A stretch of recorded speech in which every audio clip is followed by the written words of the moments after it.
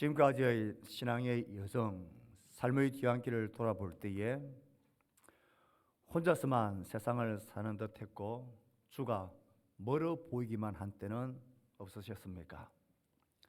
하나님의 부재와 무관심, 하나님의 외면과 돌아심 앞에 먹먹함을 느낀 적은 없으십니까? 하나님의 사랑은 나의 이야기 같지 않고 남의 이야기만 같고 나를 향한 하나님의 선하신 뜻이 정말 있기는 할까 그런 싶은 마음이 들지는 않으셨습니까?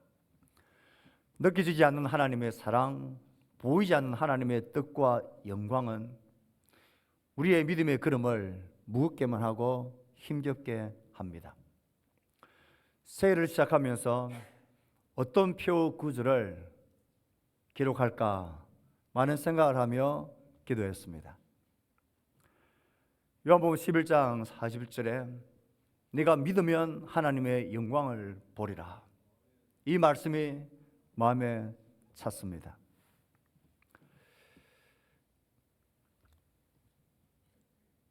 요한복음 11장은 우리에게 너무나 익숙한 성경입니다. 나사로가 병들었다가 죽었고 죽은 지 나흘이나 된 나사로를 예수님께서 살리시는 사건이 기록되어져 있습니다. 이 사건 전체를 꿰뚫는 주님의 마음이 이 구절에 담겨 있습니다. 네가 믿으면 하나님의 영광을 보리라. 이 주님의 말씀은 믿음의 여정의 길을 걷는 우리들에게 하나님의 부재의 현실과 고통당하는 하나님의 외면 앞에 먹먹한 가슴을 느낄 때 우리에게 들려주시는 주님의 말씀입니다. 올 한 해 우리의 삶의 여정 가운데 내 마음에 힘겹고 하나님이 정말 멀리 있게만 느껴지고 혼자서만 인생을 사는 듯한 외로움과 먹먹함이 있을 때 내가 믿으면 하나님의 영광을 보리라 하신 이 말씀이 각인되기를 축복합니다. 어떤 믿음을 하나님은 가지기를 원하십니까? 하나님 우리에게 보여줄 영광은 어떤 것입니까? 이 한 해를 살아가면서 우리의 삶의 모든 여건과 상황이 다르지만 그 어떤 상황 속에서도 네가 믿으면 하나님의 영광을 보리라 하신 이 말씀이 우리의 간증과 우리의 고백 될 수 있기를 축복합니다. 나사로의 사건을 시작하는 1, 2절의 소개 글을 가만히 보면 뭔가 고개가 갸우뚱거리지는 사실 하나가 있습니다. 등장인물들을 소개하는 1, 2절 말씀을 같이 다시 한번 읽어보겠습니다. 시작.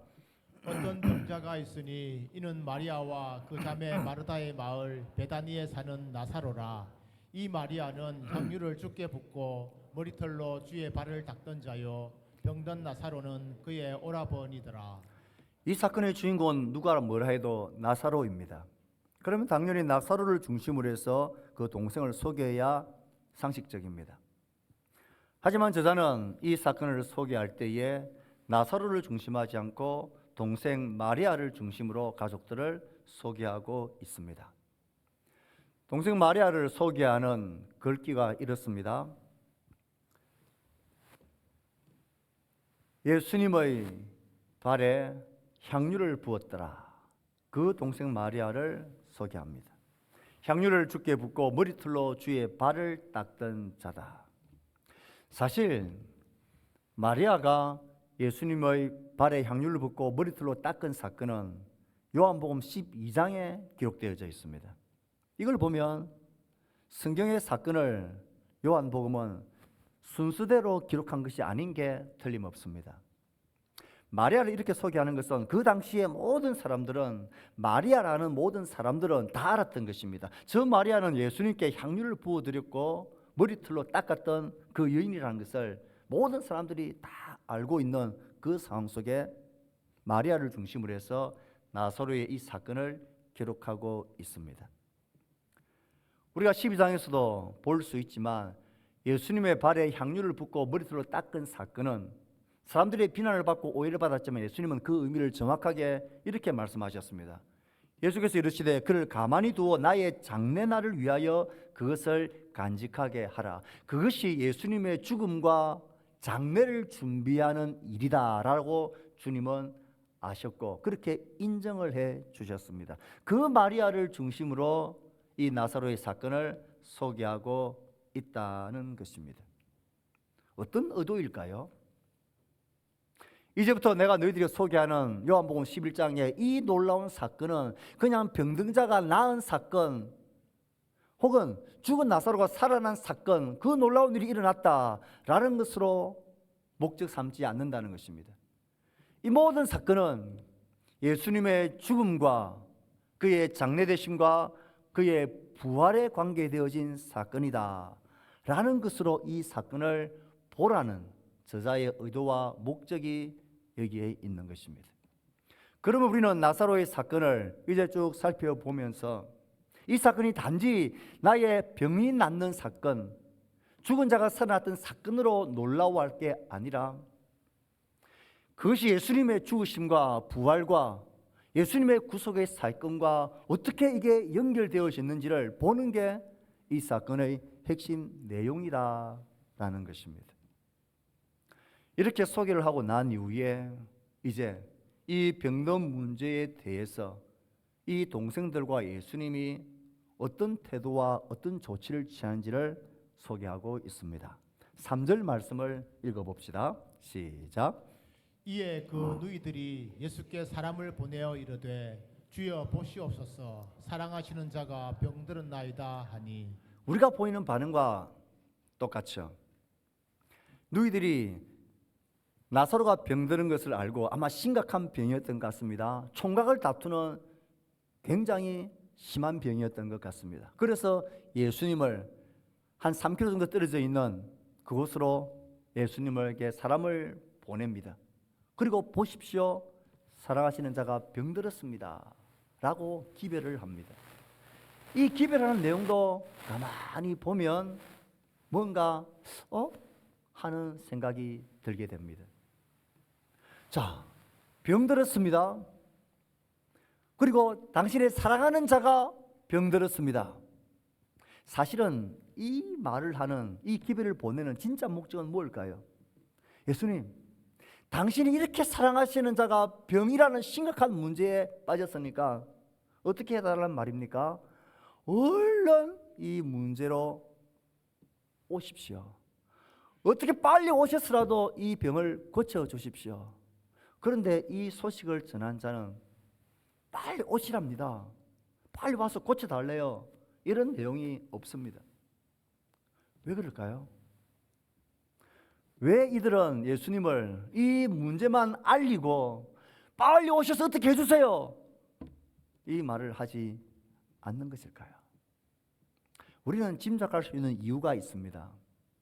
나중에 예수님이 시간을 더 지체하시다가 제자들에게 이제 다시 가자 했을 때 제자들이 뭐라고 말했느냐면, 제자들이 8절에 이렇게 이야기를 합니다. 라삐여, 방금도 유대인들이 돌로 치려 하는데 또 거리로 가시려 하나이까? 그래도 가자 했을 때 도마가 16절에 이렇게 말합니다. 그러면 우리도 주와 함께 죽으러 가자.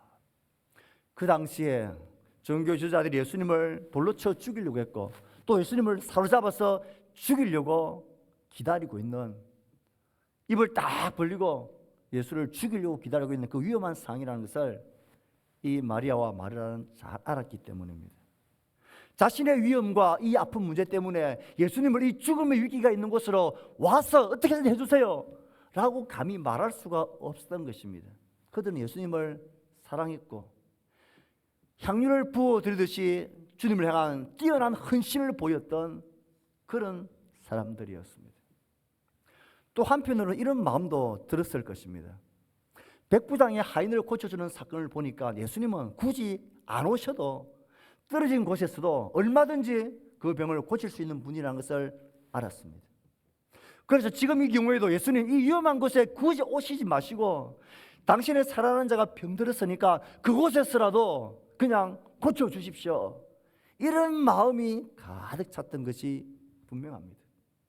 그래서 당신의 사랑하는 자가 병들었습니다 라는 말만 기별할 뿐입니다.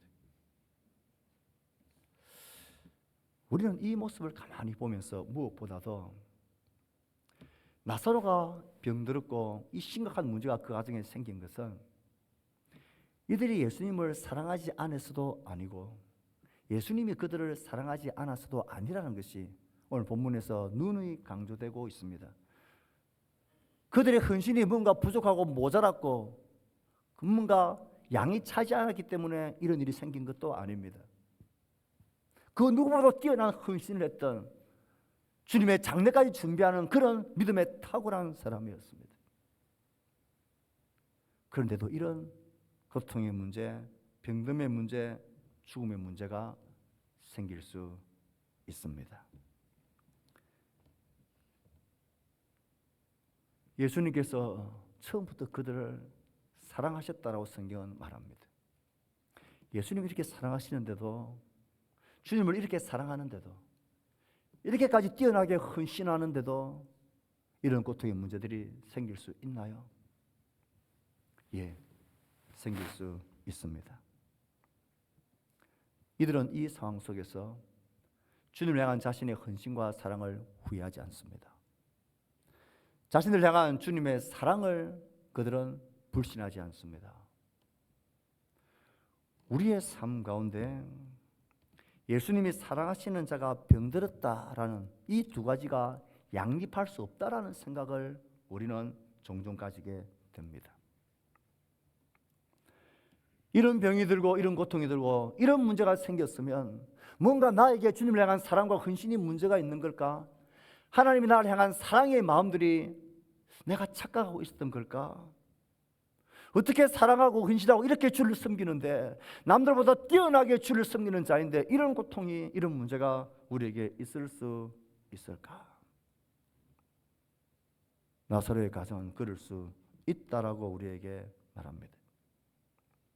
이 담담한 기록은 우리의 병듦이, 우리의 고통의 문제가 하나님의 사랑 없음, 하나님의 부재와 무관심이 아니라는 것을 우리에게 먼저 이야기해 줍니다. 우리의 이해할 수 없는 어려운 현실, 이것이 하나님 나를 돌보지 않아, 하나님은 나를 사랑하지 않아, 하나님은 없어 라고 말하는 것이 아니라는 것입니다. 하나님 무관심이나 무능력도 전혀 아니라는 사실을 기억해야 합니다. 예수님을 이렇게까지 사랑하는데, 이렇게까지 많이 헌신하는데 우리에게 이런 심각한 병이, 심각한 문제가 생길 수 있나요? 그럴 수 있습니다. 우리의 믿음이나 우리의 사랑의 문제가 있어서 그런 것이 아닙니다. 사단은 늘 우리에게 이렇게 봐라, 이런 문제가 생기는데 하나님 늘 사랑한다고 욥에게 속삭이며 아내의 입을 통하여 하나님을 이제 그만 저주하고 죽으라고 말하는 그런 유혹들이 우리 속에 들려지게 됩니다. 이 요한복음의 나사로의 가정은 그럴 수 있다라고 말합니다. 중요한 것은 이 이해되지 않는 하나님의 부재와 그럴 수도 있다고 하지만 이 심각하게 아프고 힘든 현실을 부인할 수 없다는 것입니다. 이 현실적인 문제 앞에, 갈등과 고통과 두려움, 불안 앞에 예수님은 어떤 행동을 하시고 이 나사로와 그 가족들은 어떤 행동을 보이고 있습니까? 이 문제를 대하는 예수님의 모습과 이들의 기대가 전혀 맞지가 않습니다. 달라도 너무 다릅니다.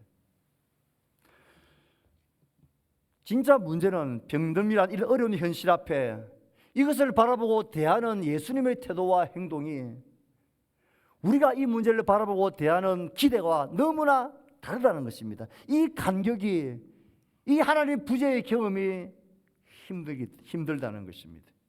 마리아와 마르다의 기대와 바람은 무엇입니까? 우리의 바람과 똑같이요, 얼른 사람을 보내어서 이 어려운 현실을 주님께 아뢰드리는 기도하고 간구합니다.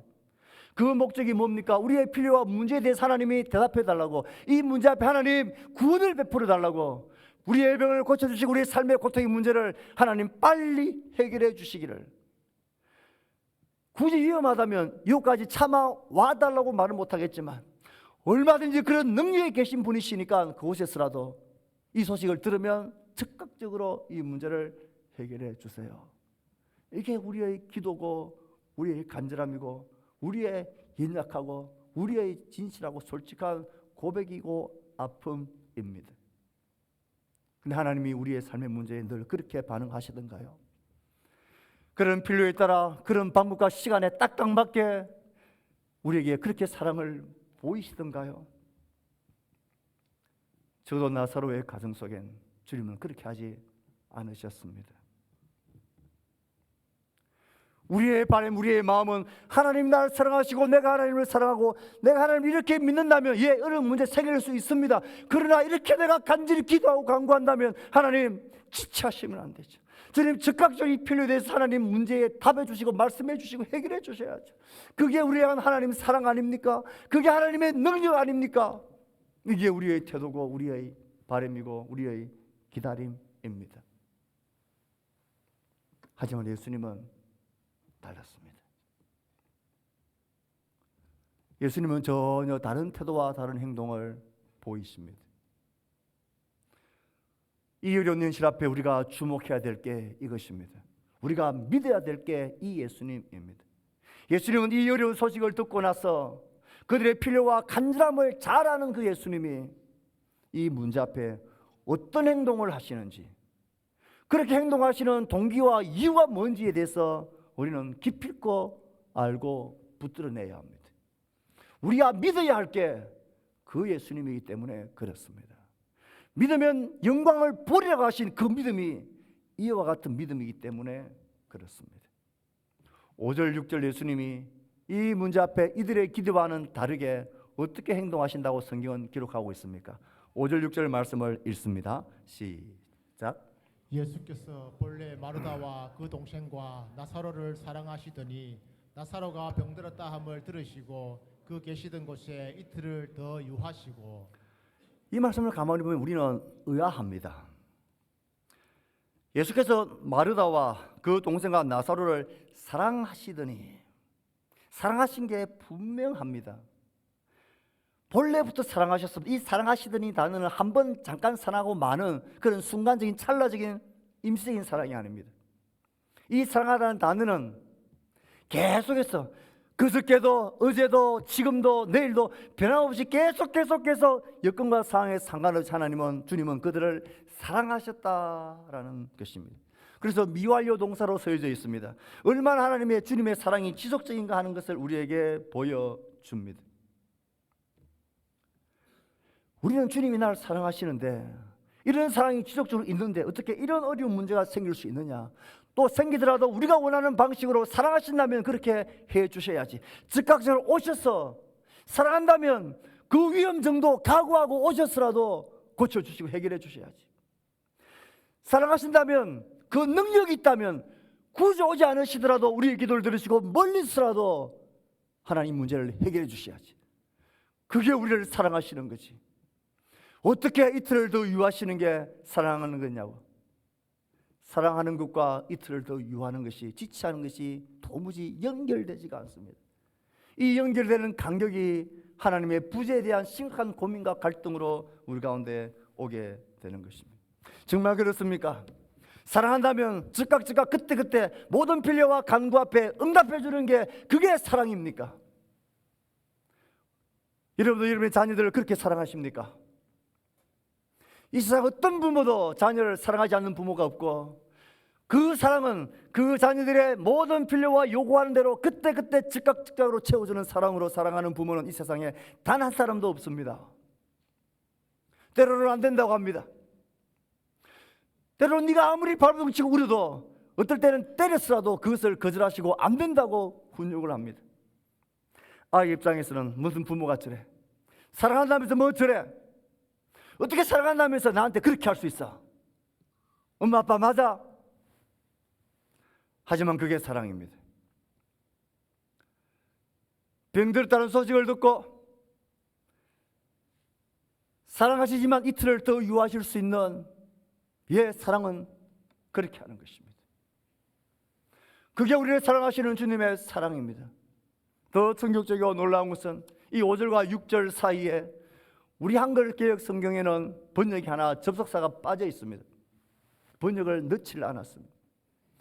그 6절 앞에는 그러므로라는 접속사가 헬라 원어에는 있습니다. 이런 것이죠. 예수께서 본래 마르다와 그 동생과 나사로를 사랑하시더니 나사로가 병들었다함을 들으시고 그 계시던 곳에 이틀을 더 유하시고 사이에 그러므로라는 들어 있습니다. 사랑하시더니 그러므로 나사로가 병들었다는 소식을 들으시고 계시던 곳에 이틀을 더 유하셨다라는 것입니다. 아니, 이 말은 이들을 본래부터 사랑하셨기 때문에 그 소식을 들으시고 이틀을 더 유했다라는 뜻입니다. 이게 연결이 안 되는 거예요. 그러므로라고 붙이려고 하니까 어떻게 사랑하시는데 이틀 더 유할 수가 있어? 그래서 생략을 해버린 것입니다. 세 번역에는 그런데라는 접속어를 추가해 놨습니다. 그런데 없는 것보다 조금 낫지만 정확하지 않습니다. 그러므로가 맞습니다. 이 말 그대로 본래부터 그들을 처음부터 지금까지 계속해서 사랑하시기 때문에 그래서 주님은 병들었다는 소식을 듣고 가지 않았다라는 것입니다. 즉각 그 시간에 그 타이밍에 그 필요를 채워주시는데 주님은 가지 않았다는 것입니다. 이게 어떻게 말이 됩니까? 그래서 어려운 것입니다. 그래서 신앙은, 믿음은 섭리고 갈등이고 고민이 되는 것입니다. 신앙의 역설이 여기에 있는 것입니다. 우리의 사랑으로는 이해되지 않는, 어떻게 그럴 수 있어? 예, 그럴 수 있는 게 우리를 향한 주님의 사랑입니다. 그들이 이해하든 이해하지 못하든 받아들이든 받지 못하든 주님이 그 소식을 들으시고 가지 않으시고 이틀을 더 유하신 것도 지체하신 것도 성경은 그들을 사랑하셨기 때문이라고 말합니다. 예수님이 우리를 향하여 행하시는 모든 그의 행동과 역사의 동기는 우리를 향한 사랑하심 때문입니다. 부모들이 자식을 향하여 행하는 모든 성경과 때로는 거절과 응답과 훈육까지도 그들을 사랑함이기 때문인 것처럼 예수님도 그렇습니다. 우리가 믿어야 될 예수님도 그런 분입니다. 우리의 이해와 우리의 받아들임과 우리의 필요에 즉각 때를 맞는 것과 상관없이 그것이 전혀 되지 않고 지체되는 상황이 있더라도, 이해되지 않는 갈등과 고민과 아픔이 있다 할지라도 우리가 믿어야 될 예수님은 그런 분입니다. 그의 모든 행위의 행동의 근거는 오로지 우리를 향한 사랑 때문입니다. 사랑하기 때문에 즉각적으로 가시지 않은 것입니다. 사랑하기 때문에 그의 병든 가운데 주님은 아무 일도 행하지 아니하시고 그 병을 견디기를 보고 계신 것입니다. 그게 어떻게 사랑입니까? 성경은 사랑이라고 말합니다. 주님의 모든 행동과 행하심에 처음부터 끝까지 변하지 않는 동기는 우리를 사랑하심입니다. 신앙생활의 힘겨움이, 신앙생활의 갈등과 투쟁과 고통과 긴장이, 역설이 여기에 있습니다. 이것은 우리가 부인할 수 없는 현실입니다. 사랑하셨기에 즉각 가지 않으셨다. 하나님의 부재가 우리 가운데 느껴지고 보아지는 이 현실을 우리는 신앙의 이름으로 그냥 덮어버리고 부인하지 않습니다. 이것이 실제이기 때문에 그렇습니다. 그래서 때로 힘겹고 때로 낙심될 만한 것이 우리의 현실이 분명합니다. 그러나 반드시 알아야 될 게 있습니다. 그것이 현실이긴 하지만 그것이 현실의 전부가 아니다라는 사실을 우리는 믿어야 합니다. 이것이 믿음의 역설이고 십자가의 역설이고 십자가의 승리고 복음의 놀라운 능력입니다. 죽어야 산다는 것이 이게 어떻게 말이 됩니까? 낮아져야 높아진다는 것이 어떻게 말이 됩니까? 버려야 얻는다는 것이 어떻게 이게 논리적입니까? 어떻게 하나님이 인간이 되어서 우리를 위하여 그가 죽으실 수 있단 말입니까? 죽는 게 어떻게 승리란 말입니까? 예, 그것이 복음입니다. 그런 말도 안 되는 역실이 우리의 삶 가운데 이루어집니다. 어떻게 우리 같은 죄인이 벌레봐도 못한 우리가 하나님의 자녀받는, 사랑받는 자녀로서 그의 영생과 영광을 누릴 수 있단 말입니까? 이 긴장과 이 역설 속에 주님의 모든 행함에 근본적인 동기는 우리를 향한 하나님의 사랑하심이다. 주님은 사랑하셨기에 그 소식을 듣고도 이틀을 더 유하시며 그 시간에 가지 않으셨습니다. 또 한 가지, 우리가 믿어야 할 예수님의 모든 행동과 그의 사역의 동기가 또 무엇인가 하는 것을 우리는 하나 더 볼 수 있습니다. 6절 말씀은 우리에게 이렇게 말하죠. 나사로가 병들었다함을 들으시고 그 계시던 곳에 이틀을 더 유하시고. 왜 이틀을 더 유하신 것일까요? 그냥 쉽게 우리는 이렇게 생각할 수 있습니다. 병들었을 때 나사로를 고쳐주는 것보다 죽고 난 이후에 살리는 게 훨씬 더 큰 기적이니까 더 큰 기적을 보이려고 그랬겠지. 예수님이 나사로가 죽기를 기다린 것일까? 성경을 자세히 보면 그렇게 볼 수 없습니다. 왜냐하면 나중에 예수님이 이틀도 유하시고 나사로에 갔을 때에 뭐라고 말합니까? 장사된 지가 벌써 며칠이 지났다고요? 나흘이 지났다 그랬습니다. 그러면 한나절 하루 갔다가 하루 예수님 오셨고 이틀 유하셨다. 그러면 우리는 논리적으로 이렇게 생각할 수 있습니다. 마르다와 마리아가 지금 나사로가 숨이 끄떡끄떡 넘어가는 그 심각한 병 들린 것을 보고는 급히 사람을 보내어 예수님께 보냅니다. 그 소식을 전하는 자들이 출발하자마자 나사로는 이미 죽은 것입니다. 그래야 이 나흘이라는 숫자가 맞아떨어지게 됩니다. 예수님은 나사로가 죽기를 기다린 게 아닙니다. 이미 예수님은 나사로가 죽은 것도 아셨고 그러면서도 이틀을 더 유하셨습니다. 무엇 때문에요? 죽기를 기다리셨다면 당장 가셔야만 했습니다. 하나님의 시간을 기다린 것입니다. 하나님의 때를 기다린 것입니다. 이 일을 통하여 하나님이 나타내실 그의 영광의 때가 차기를 주님은 그곳에서 기다리신 것입니다. 그 하나님의 때가 차야만 하나님의 영광이 드러나고 그것을 드러나야만 이들이 하나님의 영광을 보게 될 것이고 그렇게 되는 것이 이들을 향한 주님의 사랑의 표현이기 때문에 주님은 기다리신 것입니다. 주님의 시간을, 하나님의 시간을 그는 기다린 것입니다. 그 기다림의 목적도 분명합니다. 4절에서 그 소식을 듣고 주님은 말씀하셨습니다. 이 병은 죽을 병이 아니라 하나님의 영광을 위하며 하나님의 아들이 이로 말미암아 영광을 받게 하려 함이라. 우리 주님이 행하시는 모든 목적은 병이 낫는 것이 아닙니다. 죽은 자가 살아나는 기적을 행하는 것이 아닙니다. 우리 주님이 행하시는 모든 우리를 향한 사역의 모든 동기에 근원은 하나님의 뜻이 이루어지는 것입니다. 하나님의 영광이 드러나는 그 하나님의 뜻이 이루어지기 위하여 주님은 사랑하시기 때문에 갈 수 없었고 사랑하시기 때문에 기다리셨고 그리고 하나님의 목적, 하나님의 영광이 드러나는 그 하나님의 뜻이 나타나기를 주님은 기다린 것입니다. 우린 요한복음 9장을 보면서 나면서부터 앞을 보지 못한 맹인을 고치시는 이 사건을 보았습니다. 눈먼 자가 눈뜨게 되는 것이 핵심이 아니라 예수님이 우리의 생명의 빛이 된다는 사건을 보여주는 그게 하나님의 뜻이고 하나님 드러내고 싶은 영광입니다. 이 사건도 똑같습니다. 하나님의 궁극적인 영광은 예수 그리스도의 대속과 구원의 사역으로 우리에게 주어지는 영원한 생명입니다.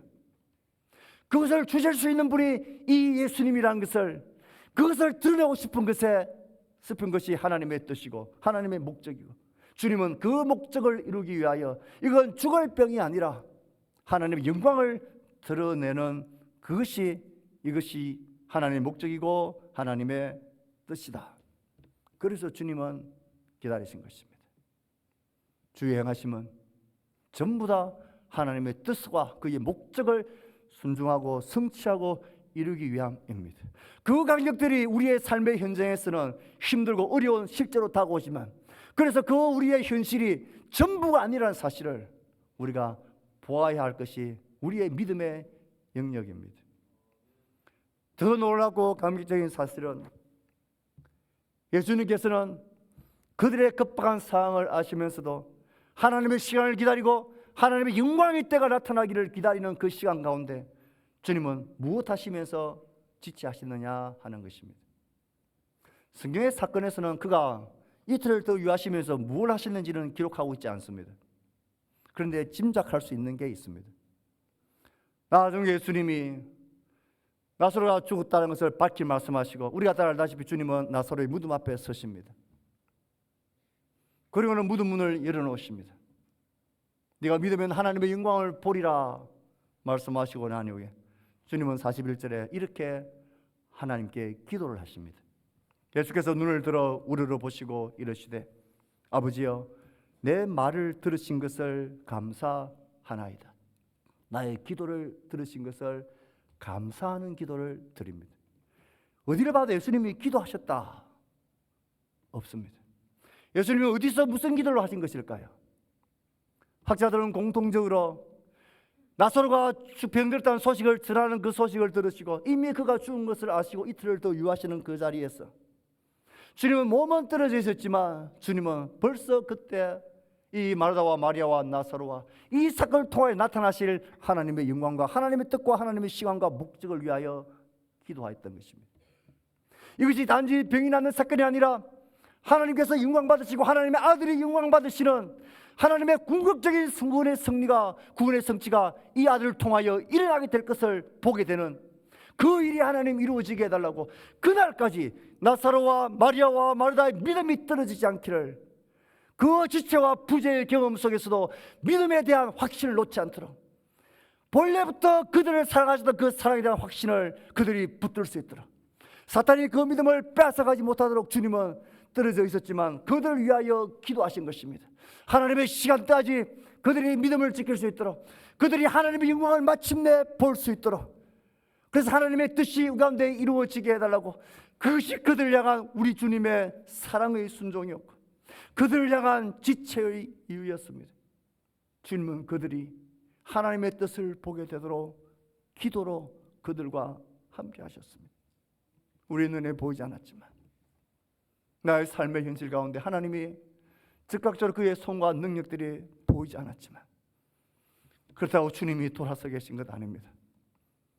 주님은 주님의 시간을 기다리며 이를 통해 나타나신 하나님의 영광을 목도하며 그날까지 우리의 믿음이 떨어지지 않기를 하나님의 부재와 무관심이라는 이 혹독한 믿음의 시련 가운데 무너지지 않기를 사탄이 베드로와 제자들을 밑가부르듯 하려고 할 때에 그 믿음이 떨어지지 않기를 기도하셨던 그 주님은 마리아와 마르다와 나사로를 위하여 기도한 것입니다. 주님이 이렇게까지도 우리가 간절히 원했는데 왜 오지 않으셨어? 이래놓고 우리를 사랑하신다고 할 수 있어. 그것이 너희들이 아픈 현실이지만 그것이 현실의 전부가 아니라는 것을 믿음으로 하나님을 바라볼 것을 그리고 마침내 하나님의 놀라운 영광을 보게 될 것을 그날까지 길이 인내하며 믿음으로 설 것을 주님은 기도하셨습니다. 지금도 우리를 향해서 주님은 그렇습니다. 지금도 주님은 하나님의 부재라는 이 부인할 수 없는 고통의 현실 앞에 갈등하는 우리에게 때로는 보이지 않고 잡히지 않지만 주님은 우리를 위하여 기도하고 계십니다.